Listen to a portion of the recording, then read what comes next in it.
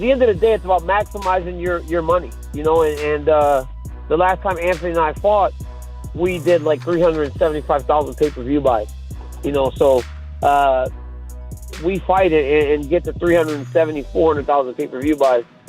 That's not necessarily a one of those paydays that, you know, it's not like UFC 200 or UFC 205 or UFC 207 with Ronda Rousey. So I'm still hoping that we can actually make this to where we get a whole bunch of people want to see it, and we make some more money.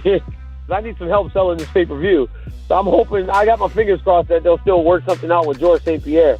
I mean, honestly, the fight card itself looks pretty good. They've got some good young talent, but I can't imagine outside of Mirsha Kirk-Serkinov, Nikita Krylov, I don't know which other fight is a main card fight, actually. The rest fights seem to be like all the prelims, and they're just waiting to announce the main card. So there's only 2 fights on the main card. There's 5 fights, so there's room for somebody in there. And if it's not going to be Georges St. Pierre, then I need some heavy hitters. You know, at the end of the day, people in Canada love fighting. They love going to the UFC, and we do well inside the arena. Anthony and I will do well inside. I think it's more in terms of getting the viewers to watch on pay-per-view. I think we'll be fine in the arena, but yeah, it'll be great to have a few more Canadians. They announced Chad Laprise today, so that's another guy. But yeah, we'd love some more Canadians.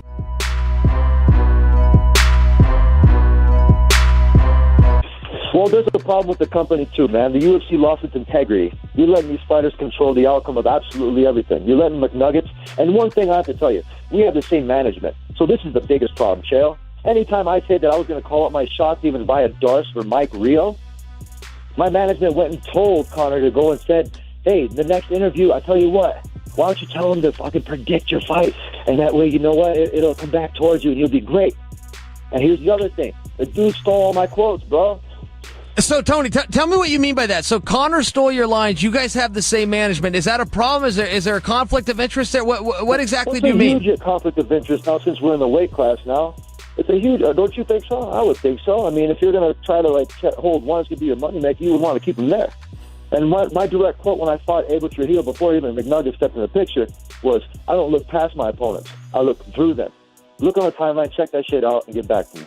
Wow, I didn't know that. Hey, listen, I know he's a rip-off artist, man. I've had plenty of my stuff ripped off by him, too. He goes out and performs it, and he does. I didn't know that, though. So, I mean, what do you do? So you're managed by Adi, he's managed by Adi. I didn't realize that. So, yeah, I guess you make a fair point. If he is the guy on top of the bill and now he moves into the weight class, politically, do you have a problem? I don't know. I guess that's for you to decide, but I see your point.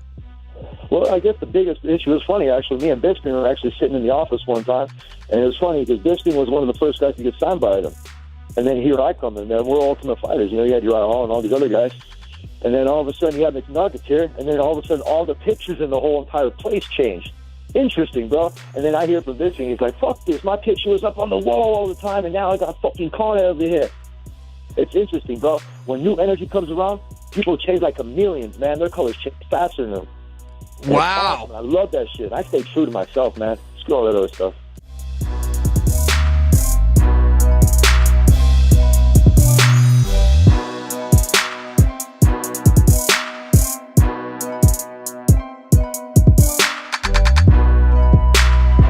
Yeah, I'm very excited. You know, it's good to finally see her back.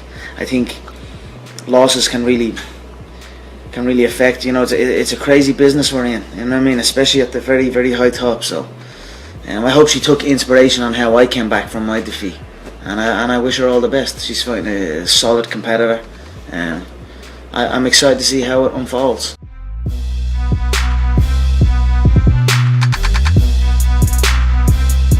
Yeah, I think potentially so. The more I think about it, Nate is going to be.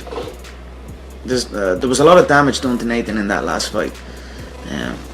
Even looking at his facial features, they are not the same. So I know those close to him will understand what I'm talking about. So there could be a potential fight maybe down the line for the lightweight belt after I win this, but to see him have to make the weight, and then to see the damage that he took in the last fight, and then come in on a much lower at a much lower weight, it wouldn't end good for him. So I'd imagine, and I'd probably hope, that his people close to him would stop him from doing it.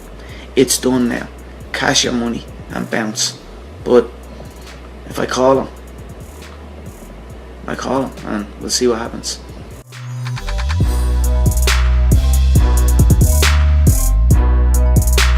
Floyd doesn't want the fight. Floyd wants a boxing match. And I've already said, no problem. Get my fucking money.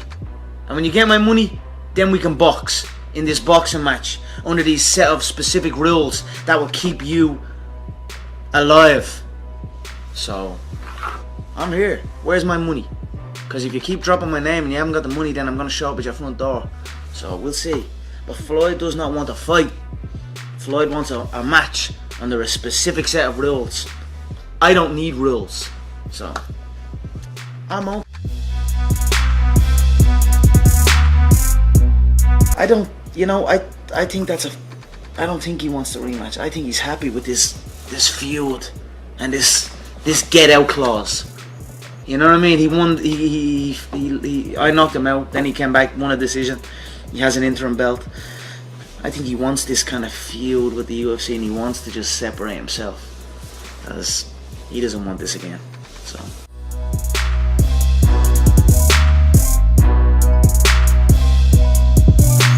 You know, I don't think he poses any threat. I don't believe. You know, he's tough. He's a tough kid. Yeah, he's got some good fights under his belt, good experience. So I'm expecting him to come in and fight with his heart, but I don't see it going well for him. I feel he'll be unconscious. I think my fist is bigger than his head. I think I'll plant him with a shot, and it's gonna be good night. So I feel it's gonna be early, and it's gonna be devastating.